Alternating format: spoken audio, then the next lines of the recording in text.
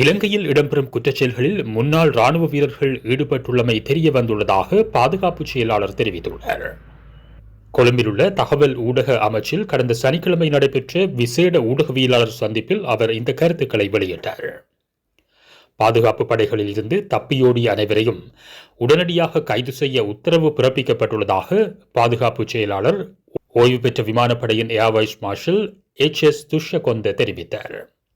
நாட்டில் இடம்பெறும் குற்றச்செயல்களை தடுக்கும் நோக்கில் இந்த உத்தரவு பிறப்பிக்கப்பட்டுள்ளதாக அவர் கூறினார். நாட்டில் செயற்படும் பாதாள உலக கும்பல்களை கட்டுப்படுத்துவதற்கு தேவையான உத்திகளை மேற்கொள்வதே பாதுகாப்பு அமைச்சின் முக்கிய நோக்கம் எனவும் அவர் இதன்போது கூறினார். உத்தியோகபூர்வமற்ற முறையில் இராணுவத்தில் இருந்து விலகிய அல்லது பணி இடைநீக்கம் செய்யப்பட்ட இராணுவ வீரர்களே இவ்வாறு குற்றச்செயல்களில் ஈடுபட்டுள்ளமை தெரிய வந்துள்ளதாக அவர் கூறினார்.